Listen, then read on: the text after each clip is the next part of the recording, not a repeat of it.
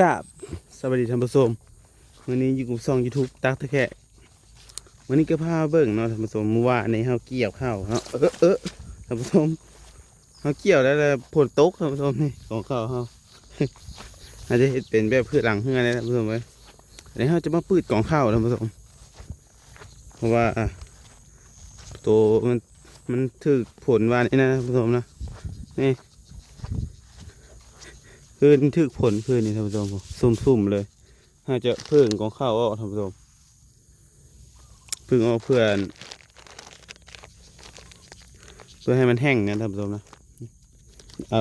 ว่านี่บ่ได้เอาตอกมัดไว้ท่านผู้ชมลมพัดปิววึ่งเลยเกินของข้าวเฮาบรรยากาศยังให้เยอะหน้าท่านผู้ชม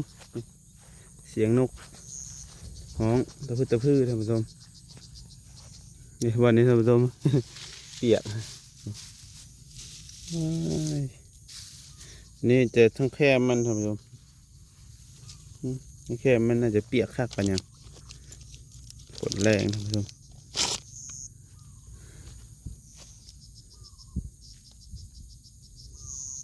ฟังเสียงนกเสียงกาท่านผู้ชมอันนี้จะเป็นหน้าเฮือท่านผู้ชมที่เราแบบบริเฮ็ดนะท่านผู้ชมเสียงนกฮ้องท่านผู้ชมบรรยากาศนกเขานะเขาประมาณนี้แหละท่านผู้ชมนี่ว่านี่เขาบริมัดตัวนี้ท่านผู้ชมมันละออกนี่เก็บบรรยากาศมาผ่านมาตอนท่านผู้ชม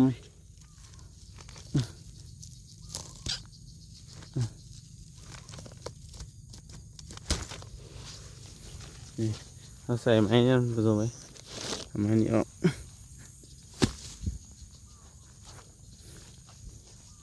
ไม้เขาจากเบานิดนึงคนพระต่ำรับออกเลยว่านี่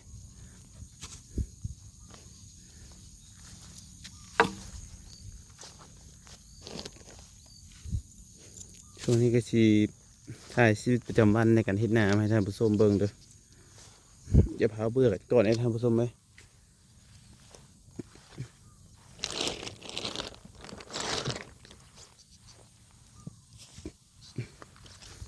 ให้เบิ่งตอนเอาออกแล้วเลยเนาะท่านผู้ชมเนาะท่านผู้ชมตอนนี้เราก็เอาผ้าออกทีมห้อยท่านผู้ชมนี่เนาะ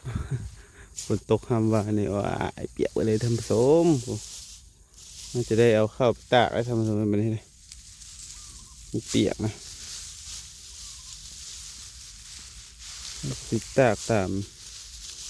นี่แหละท่านผู้ชมตามตัวหญ้าตามอย่างนี้ท่านผู้ชม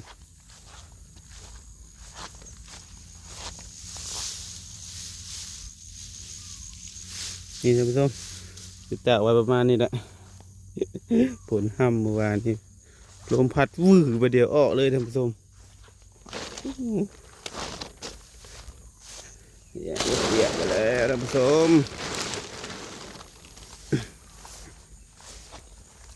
ชีวิตของชาวนาเพราะว่าตอนนี้พายุมันยังหลายนะท่านผู้ชมโอ้โหเปียกไปเลยแบบนี้โอ้ท่านผู้ชมโอ้หมดก็ขึ้นแล้วกดติดตามกันแล้วก็แชร์ช่อง YouTube ตักตะแคร่กันด้วยท่านผู้ชมเป็นกำลังใจให้สร้างคลิป YouTube ให้ท่านผู้ชมเบิ่งชีวิตสหายชาวนาท่านผู้ชม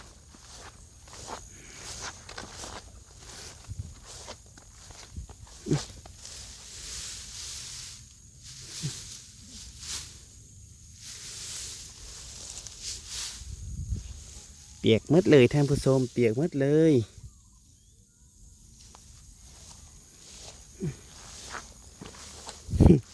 แต่นี่ท่านผู้ชม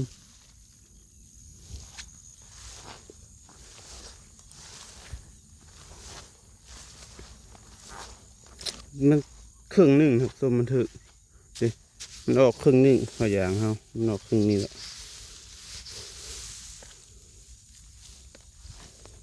เปียกแล้วท่านผู้ชมไหม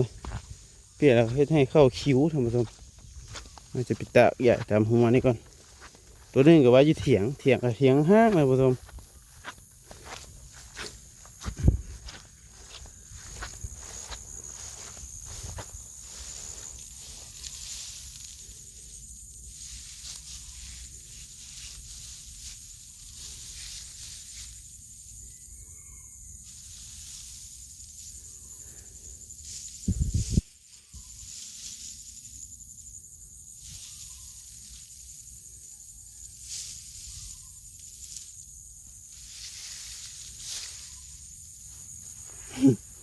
อย่าไปตามนี้ท่านผู้ชม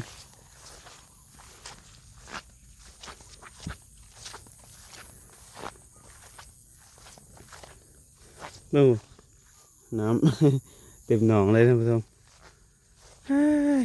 เมื่อยละสิบสาวนาเฮาท่านผู้ชมบ่เฮ็ดครับจักหน่อยใดเคยเฮ็ดอยู่เฮ็ดแต่ก็เมื่อยท่านผู้ชมแต่ก็อยากเฮ็ดเวลามันเป็นเข้ามานะท่านผู้ชมเป็นเข้ามาก็โอ้คักเลยท่านผู้ชมมือใดไปเฮาขี้ค้านบ่ไปเฮ็ดเวียกเฮ็ดหยังก็ย่าเนาะมีข้าวกินท่านผู้ชมก็คือตักตะแคร่ก็มักเนาะนี่สีปลูกข้าวท่านผู้ชมนี่ สิพาเบิ่งอยู่เถียงนำท่านผู้ชมอยู่เถียงว่าเนี่ยมาแล้วพอดีฝนตกก็เลยไว้อยู่เถียงนำท่านผู้ชมนี่ข้าวแบบฝนบ่ตกผัดคือเก่าท่านผู้ชมตัวเทิงห้าวัดยังบ่ทุกข์นะก็โอเคฝนตกก็เฮ็ดให้ข้าวเฮาสุกเนี่ยตัวนี้มันสุกนะท่านผู้ชมนี่มันเขียวๆอยู่เลยนี่วานเราพายุใส่นี่ท่านผู้ชมทีนี้จะดำมาเลยท่านผู้ชมใส่ข้าวพิษตะพื้ปีนี้ท่านผู้ชมนี่วันนี้เอามาวันนี้พอดีฝนห้ามลงมาก็เลยเอาพยางนี้ใส่ท่านผู้ชมมันจะพึ่งพยางนี้ออกเพราะว่ากลัวข้าวมันจะสุ่มนะท่านผู้ชม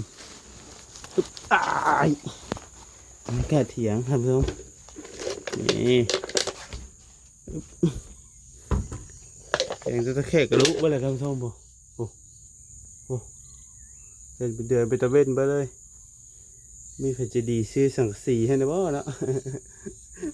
หมุนเบิดเถียงฝนห้ามว่านี่ซอสลงเบิดเลยนี่มันจะหึงออกท่านผู้ชมหึงออกมันจะอบมันจะซุ่มถึงจากแดดแล้วก็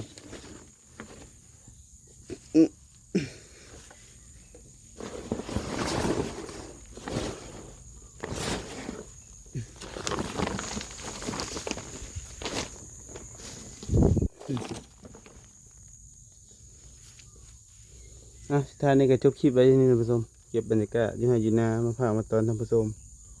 พุ่นละต่อแขกงานพันเกี่ยวเลยจะเกี่ยวคนห้ามละจบคลิปเช่นนี้ท่านผู้ชม